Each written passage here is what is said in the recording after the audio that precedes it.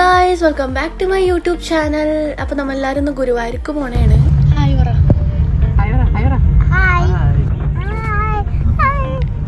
അപ്പോൾ ഞങ്ങൾ എല്ലാവരും ഗുരുവായൂർ പോയത് എന്തിനാന്ന് പറഞ്ഞിട്ടുണ്ടെങ്കിൽ ഉമ്മയുടെ കൂടെ റിയാലിറ്റി ഷോയിൽ ഉണ്ടായിരുന്ന സിംസി ആൻറ്റിയുടെ സിസ്റ്റർ ഒരു ഫംഗ്ഷന് വിളിച്ചിട്ടുണ്ടായിരുന്നു. സോ അതിനുവേണ്ടി പോയതാണ്. സിംസി ആൻറ്റിൻ്റെ അടുത്ത് ഞങ്ങൾ പറഞ്ഞിട്ടുണ്ടായിരുന്നില്ല ഗൈസ് നമ്മൾ വന്ന കാര്യം, ചിലപ്പോൾ വരുള്ളൂ എന്നാണ് പറഞ്ഞത്. പൂരം പറയാണ്ട് പോയതാണ് കേട്ടോ. കാരണം ആൻറ്റിക്ക് ഒരു സർപ്രൈസ് ആയിക്കോട്ടെ എന്ന് വിചാരിച്ചിട്ടാണ് പറയാണ്ട് പോയത്. ആൻറ്റിക്ക് ഭയങ്കര സന്തോഷം. ആൻറ്റിക്ക് മാത്രമല്ല, ആൻറ്റിയുടെ ഹസ്ബൻഡിനും വളരെയധികം സന്തോഷമായി ഞങ്ങളെ കണ്ടപ്പോൾ. കാരണം ഒരുപാട് നാളുകൾക്ക് ശേഷമാണല്ലോ. അന്ന് റിയാലിറ്റി ഷോയിൽ ലാസ്റ്റ് ഡേ കണ്ടതാണ്. പിന്നെ അതിന് ശേഷം കണ്ടിട്ടില്ല. ഉമ്മി ഹാപ്പി ആയി, സിംസി ആൻറ്റി ഹാപ്പി. ചെറിയ ആള് ഞങ്ങളെ മറന്നിട്ടുണ്ടായിരുന്നു കേട്ടോ ഗൈസ്. കാരണം അവൾ ഒരുപാട് നാളായില്ലേ കണ്ടിട്ട്. അവൾ അന്നും കൂടി ചെറുതായിരുന്നു ആ ടൈമില്. പിന്നെ എന്നെ കൊണ്ട് അവിടെ പാട്ടൊക്കെ പഠിച്ചു. ഞാൻ സിനിമ പാടിയ പാട്ട് പാടി. പിന്നെ അടിപൊളി ഫുഡായിരുന്നു, ഒന്നും പറയാനുണ്ടായിരുന്നില്ല. പിന്നെ സ്റ്റേ അടിക്കുമെന്ന് ഒട്ടും പ്രതീക്ഷിച്ചതല്ല ഗൈസ്. അതുകൊണ്ട് ഡ്രസ്സുകളൊന്നും അങ്ങനെ എടുത്തിട്ടുണ്ടായിരുന്നില്ല. ഗുരുവായൂരല്ലേ പോണത്, അപ്പം എന്തായാലും ഒന്ന് അമ്പലമൊക്കെ കണ്ട് സ്റ്റേ അടിക്കാന്ന് വിചാരിച്ച് അങ്ങനെ ലോഡ്ജിൽ പോയി താഴ്ത്തുനിന്ന് നല്ല അടിപൊളി ബിരിയാണിയൊക്കെ കഴിച്ചിട്ടാണ് ഞങ്ങൾ ലോഡ്ജിലോട്ട് കയറിയത്. പിന്നെ അന്ന് രാത്രി വെറുതെ ഇരിക്കണ്ടാലോ എന്ന് വിചാരിച്ചിട്ട് അച്ഛൻ ആനനെ കാണിക്കാൻ വേണ്ടി ഗുരുവായൂർ അമ്പലത്തിലൊന്ന് കയറി. എനിക്ക് ഭയങ്കര ഇഷ്ടമായി ഗൈസ് അവിടെ പോയത്. പിന്നെ ഓണം ആയതുകൊണ്ടാവണം കൃഷ്ണന്റെ രൂപത്തിൽ അത്തക്കളൊക്കെ ഇട്ടിട്ടുണ്ടായിരുന്നു.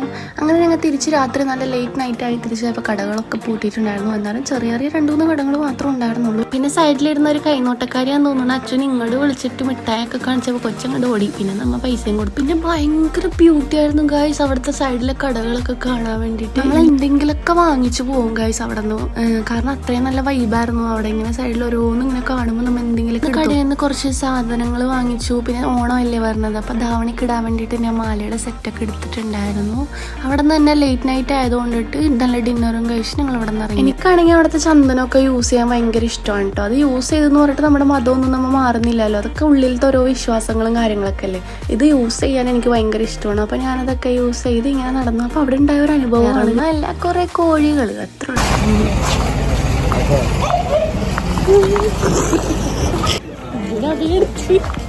അത് ക്യാമറയിൽ ഷൂട്ടായി, അതുകൊണ്ടിട്ടാണ് കേട്ടോ അത് എടുത്തത്. അല്ലാണ്ട് കുറെ അനുഭവങ്ങൾ വേറെ. അപ്പൊ രാത്രി റൂമിൽ വന്നപ്പോ അച്ഛനും അപ്പൊ ഇങ്ങനെ ഇരുന്ന് ഉറക്കുണ്ടായിരുന്നു.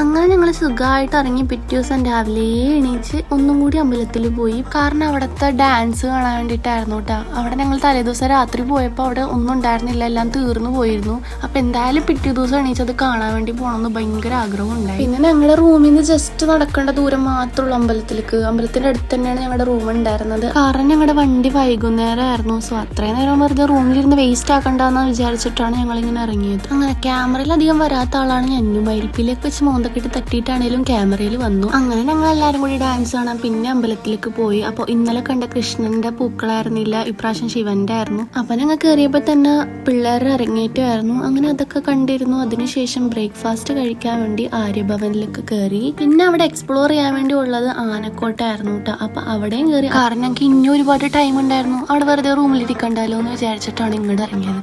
അച്ചു എലിഫന്റിന്റെ ഭ്രാന്തനാണ്. അപ്പൊ എലിഫന്റിന്റെ അങ്ങോട്ട് പോകാന്ന് തന്നെ വിചാരിച്ചു. പക്ഷെ അടുത്തെത്തിയപ്പോൾ ആളിത് അള്ളിപ്പിടിച്ചിരിക്കണായിരുന്നു. പിന്നെ അവിടുത്തെ എല്ലാ ആനകളും ആൾക്കാരായിട്ട് ഭയങ്കര ഇണക്കുമായിരുന്നു. ഞാൻ കൈവക്കിയപ്പോൾ അതും തുമ്പിക്കൈക്ക് വെച്ച് ഇങ്ങനെ കാണിക്കുന്നുണ്ടായിരുന്നു. എനിക്ക് ഭയങ്കര ഇഷ്ടമാണ് ആനക്കുട്ടികളെ. പക്ഷെ പേടിയാണ്, ദൂരത്തുനിന്ന് കാണാനാണ് നല്ല ഇഷ്ടം. പിന്നെ നല്ല പോസ് ആയതുകൊണ്ടിട്ട് അവരുടെ മുമ്പിൽ നിന്ന് ഫോട്ടോയും വീഡിയോ ഒക്കെ എടുത്തു. അച്ചു ആണെങ്കിൽ നല്ല ഓട്ടമായിരുന്നു. അതിന്റെ പുറകിൽ പാവ അബ്ബയും കിടന്ന് ഓടേണ്ടി വന്നു. കാരണം ഇവനെ പിടിക്കാൻ തന്നെ ഒരാൾ വേണം. അങ്ങനെ എലിഫന്റിനെ കണ്ടു കഴിഞ്ഞപ്പോൾ ആളുടെ പേടിയൊക്കെ അങ്ങോട്ട് മാറി. എല്ലാ ആനകളും നല്ല ഓരോരോ ഭംഗിയുള്ള ആനകളായിരുന്നു കേട്ടോ അവിടെ ഉണ്ടായിരുന്നത്. പിന്നെ എല്ലാ ആനകളും ഈ സിനിമയിലൊക്കെ കാണുന്ന പോലെ തലയൊക്കെ ഇട്ട് ആട്ടി ഇങ്ങനെ ഉരുണ്ടുരുണ്ടി ഇങ്ങനെ കളിക്കണ ആനകളായിരുന്നു. പിന്നെ അച്ഛനെ വീഡിയോ എടുക്കാൻ നിർത്തിയപ്പോൾ അത് ആ കാണുന്ന വള്ളിന്റെ ഉള്ളിൽ കൂടി അവൻ ആനന്റെ അടുത്തോട്ട് ഓടാനും പോയി ഗൈസ്. നമ്മൾ വിചാരിച്ചു അവനക്ക് ആനനെ പേടിയായതുകൊണ്ടിട്ട് അങ്ങനൊന്നും ചെയ്യില്ല എന്ന് വെച്ച് കൈ വിടേണ്ട താമസം ഗൈസ്. ആ വള്ളിന്റെ ഉള്ളിൽ കൂടി അവൻ ആനന്റെ അടുത്തോട്ട് പോവാൻ പോയി. പിന്നെ ഈ ആനയായിരുന്നെങ്കിൽ ഞാൻ കാണിക്കണ പോലെ ഓരോ കാലിങ്ങനെ പൊക്കി ഞാൻ കാണിക്കണ പോലെയൊക്കെ ഇങ്ങനെ കാണിക്കണുണ്ടായിരുന്നു.